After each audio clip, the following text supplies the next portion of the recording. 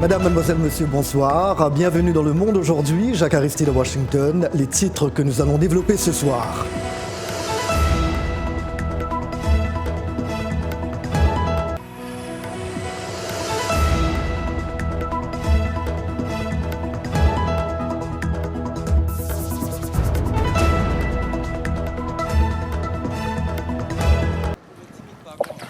Des maisons détruites, des sans-abri, c'est le constat fait par Pasek Ibara, l'un des coordinateurs des camps de fortune mis en place pour les habitants déplacés par les inondations à Bangui.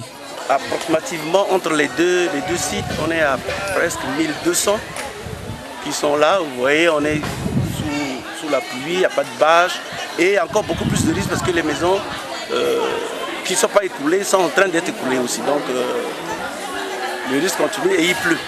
Des préoccupations partagées par les personnes déplacées qui attendent le soutien du gouvernement. C'est vraiment triste, c'est catastrophique. L'eau a inondé nos maisons et détruit toutes nos affaires. Les enfants ne peuvent pas aller à l'école et notre situation alimentaire est difficile. Il fait froid et nous n'avons pas d'abri, pas même de plastique pour nous protéger. Le gouvernement doit prendre soin de nous. Nous avons vraiment besoin de l'aide. Il y a des maisons qui sont détruites, les familles, les parents sont hors de leur maison. C'est un peu difficile lorsque tu quittes chez toi, lorsque tu n'as pas prévu, aller dormir ailleurs. Ce que tu as construit pendant des années, au bout de 2 jours, ça s'écroule. C'est pas facile. C'est avec beaucoup de chagrin que j'exprime ces mots-là. Le Premier ministre Firmin Grebada a déclaré que les inondations étaient une catastrophe nationale et il a appelé à une aide nationale et internationale. Les premières évaluations nous donnent un chiffre de 1500 ménages pour 8000 personnes affectées rien que pour la ville de Bangui et plus de 4000 ménages pour plus de 20 000 personnes affectées pour les villes de province.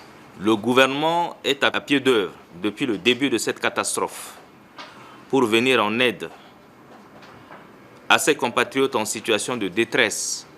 La République centrafricaine est au sommet d'un indice de vulnérabilité au changement climatique et figure parmi les pays les plus menacés par les inondations.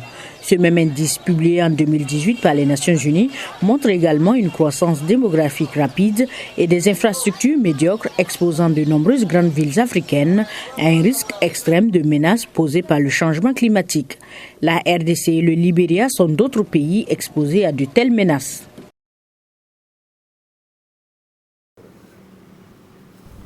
Visage fermé, regard évasif, Gada observe impuissant la mauvaise récolte qui s'annonce. Cette année, la rareté de pluie a causé du tort à sa semence. Sur ces demi-hectares, où il cultive du gombo, du sorgho et du riz, rien n'a été épargné par la sécheresse. Les tiges de sorgho sont flétries, le sol est sec, le résultat d'un été où la pluie a cruellement manqué. Une situation critique pour Gada. Cette année, la pluie est vraiment compliquée. Au début, il pleuvait abondamment et après la pluviométrie est devenue trop faible. Tout ce que nous avons labouré a fini par s'assécher. Nous étions contraints de puiser de l'eau pour irriguer nos champs. Contrairement à l'année dernière où la récolte a été bonne, cette année, nous risquons de faire une très mauvaise récolte. Du côté de l'Agence nationale de la météorologie, on se veut toutefois rassurant et l'on annonce des périodes de pluie encore à venir. Cette année, chez nous, la situation a évolué comme on a prévu dans le cadre de la prévision saisonnière. Pour nous qui avons fait la préparation de cette prévision, ça se déroule conformément à ce qui a été dit. Il doit y avoir certainement des phénomènes pluvieux orageux. Donc si, en ce moment, le FIT persiste dans sa position actuelle, nous allons continuer par recevoir des précipitations. Depuis les années 1970, le Tchad enregistre une baisse de pluviométrie de 50% en moyenne sur l'ensemble de son territoire. Une chute inquiétante pour un pays où 80% de la population vit exclusivement d'une agriculture de subsistance. J'accueille sur ce plateau Henri Désiré Nzouzi, expert en relations internationales. Il intervient d'habitude de Bruxelles, mais il nous rejoint ce soir dans la capitale américaine. Bonsoir et bienvenue. Bonsoir, très content de vous retrouver ici à Washington, Henri. C'est un plaisir, partagé en tout cas. Très rapidement, si vous pouvez, comment ça se passe ce petit séjour à Washington? Raffermissement de mes liens avec VOA, je pense que c'est important. Oui. Voilà, sinon je ne serais pas là. Absolument. Voilà. Entrons dans le vif du sujet. La présidence congolaise a confirmé la signature de ce protocole d'accord et indique que le projet d'un montant de 500 millions de dollars. Quelle lecture faites-vous de ce projet de coopération? Écoutez, cela correspond parfaitement à la préoccupation du chef de l'État, Félix-Antoine Tshisekedi, qui, dès son investiture, a entamé de manière volontariste, je dirais, des contacts à l'international, et l'opportunité lui a été offerte, et c'est tout à fait normal, à travers ce sommet Russie-Afrique, de pouvoir là aussi, je dirais, raffermir les liens qui unissent la RDC à la Russie. Mais pour le chercheur Thierry Vercoulon, les 500 millions de dollars ne suffiront pas à réhabiliter le réseau ferroviaire congolais. La facture va être monstrueuse, d'après lui. Qu'en pensez-vous? C'est un début. Je crois qu'on ne va pas chipoter sur les chiffres. On sait très bien que ce sera beaucoup plus cher, mais je pense que ce qui est important, c'est de voir grand, mais commencer petit. C'est déjà une première étape à franchir, et je pense qu'il faudra faire preuve d'un peu de patience et être attentif à la manière dont les choses vont s'articuler durant la mise en œuvre de ce protocole d'accord. Vous venez de le dire, le chef de l'État congolais, Félix Tshisekedi, a donc participé mercredi et jeudi dernier à ce premier sommet Russie-Afrique aux côtés de 42 autres dirigeants et plus de 3000 participants. Que cherche à faire Vladimir Poutine sur le continent africain ? Pour répondre à cette question, il faut peut-être revenir dans le passé. Il y a eu 4 grandes étapes entre la Russie et l'Afrique de manière générale. Avant, pendant et après la décolonisation, l'ex-Union soviétique avait apporté une aide importante pour aider les pays à accéder à leur indépendance ou à leur souveraineté. La deuxième étape, c'est au lendemain de l'effondrement du bloc soviétique, avec les transformations économiques et politiques internes, ont incité la Russie à se désengager du continent africain.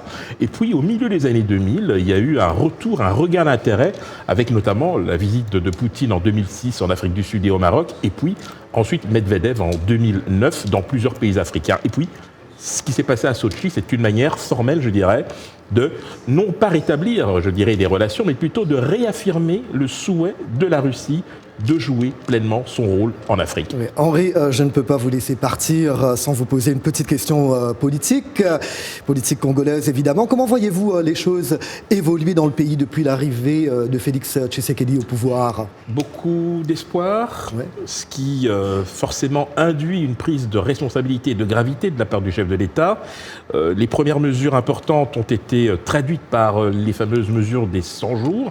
Ce ne sera pas suffisant, on le sait très bien, mais il y a un certain nombre de chantiers qui sont déjà mis en œuvre. Il faudra simplement faire preuve de patience et surtout, soutenir le chef de l'État, je dirais, dans sa volonté exprimée de pouvoir mener la RDC sur le chemin du développement.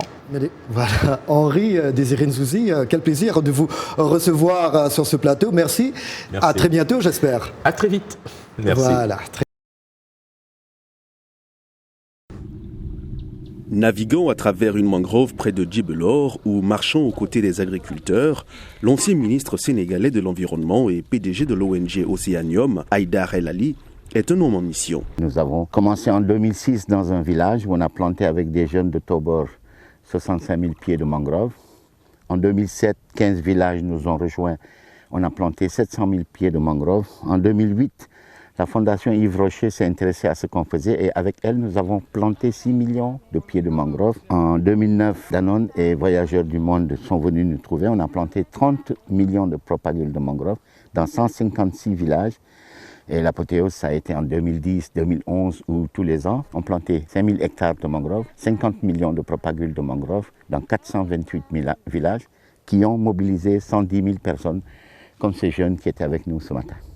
Le Sénégal a ainsi récupéré plus de 10 000 hectares de mangroves, permettant ainsi aux villageois de cultiver du riz sur des terres qu'ils croyaient perdues. Ces rizières que vous voyez là, c'était une tonne de surface non cultivable où il y avait le sel. Mais actuellement, avec le reboisement qu'on avait fait à côté, qu'on a commencé depuis 2006, actuellement, on a pu récupérer les rizières. Jusque là-bas, c'était des tonnes. Lorsqu'elles sont en bonne santé, les mangroves situées dans les zones côtières et marémotrices absorbent les excès d'eau et empêchent les terres environnantes de devenir trop salines, vulnérables aux inondations et à l'érosion des sols. Elles absorbent et stockent également les émissions de dioxyde de carbone, l'une des principales causes du réchauffement de la planète. Vous savez, quand vous plantez un arbre, il vous apporte tellement. Et les gens sont conscients de cela partout dans le monde. Mais il faut juste les accompagner. Ici, c'est possible. Ici, en tout cas, nous avons prouvé avec la mangrove que c'est possible. La communauté locale est également déterminée à voir la mangrove repousser. La restauration de la mangrove a sauvé l'agriculture en absorbant le sel de la mer, mais aussi en ramenant du poisson, des huîtres, des crevettes et en créant un habitat favorable pour la faune. Dienkel Ali a quitté Océanium pour diriger un autre projet de reboisement au Sénégal commandé par le gouvernement. Il est fier d'avoir aidé ses villageois à reconquérir leur territoire et à construire une barrière contre les effets dévastateurs du changement climatique. Bonsoir à tous. C'est sans doute la fin de la polémique sur son retrait supposé de sa sélection. Mohamed Salah est de retour parmi les siens. Laissé au repos au début du mois, la star égyptienne va prendre part au début des éliminatoires de la CAN 2021 le mois prochain. Il n'avait pas participé à la victoire 1-0 des Pharaons en amical face au Botswana. Il laissait planer des doutes sur son retour en sélection. En plus de l'attaquant de Liverpool, le sélectionneur Oussama Badri a rappelé Mahmoud Abdoul Monem, absent depuis la Coupe du Monde 2018 pour affronter le Kenya et les Comores. De nouvelles figures font aussi leur retour chez les Pharaons. Mahmoud Vahed Dalali, Marwan Hamdi du Wadi Degla, Mohamed Farouk des Pyramides FC et Ahmed Zizo Saed du Zamalek FC. Ici, aux États-Unis, Jacques vous le disait en titre, les championnes du monde américaines ont un nouveau sélectionneur. Vlatko Antonovski a été nommé à la tête de l'équipe féminine de football. Il remplace à ce poste Jill Ellis, qui a conduit les Américaines à un double titre de championne du monde 2015 et 2019. Antonovski, 43 ans, était à la tête de la formation de Megan Rapinoe, le Règne FC, en 2018 et 2019. Il a remporté 2 titres de champion des États-Unis chez les dames avec le FC Kansas City, qu'il a entraîné entre 2013 et 2017. Il va effectuer sa première sortie avec la Team USA face à la Suède et contre le Costa Rica, un match amical de préparation aux qualifications olympiques pour les Jeux Tokyo 2020. Athlétisme et justice pour finir, Lamine Diack comparaîtra à Paris en janvier 2020. Le procès du Sénégalais, ancien patron de l'athlétisme mondial entre 1999 et 2015, et de son fils Papa Massata est prévu du 13 au 23 janvier prochain. Ils sont tous deux soupçonnés d'être au cœur d'un système de corruption pour couvrir des cas de dopage d'athlètes russes. Lamine Diack devra répondre de corruption, abus de confiance et blanchiment devant le tribunal correctionnel. Il aurait obtenu des fonds russes en échange de l'indulgence des services antidopage de l'IDSAF. Le pacte aurait aussi permis de faciliter des négociations avec des sponsors et des diffuseurs russes avant les mondiaux d'athlétisme à Moscou en 2013. Voilà, c'est tout pour les sports. On se retrouve demain.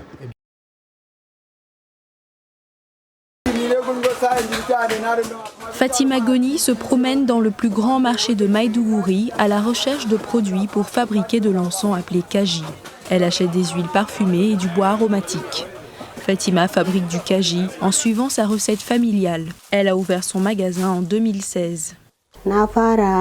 J'ai commencé à en vendre en petite quantité aux habitants de Maïdougouri. L'usage de l'encens fait partie de l'identité kanouri. Les locaux s'adonnent à ce rituel depuis au moins un millénaire. Le kaji est un aspect important de l'existence de Kanuri. Si les gens viennent chez vous et que vous ne faites pas brûler du kaji, ils vont se dire « mais qu'est-ce qui ne va pas chez lui ?» Lorsqu'une femme accouche, la première chose que l'on fait après le bain, c'est de ramener du kaji.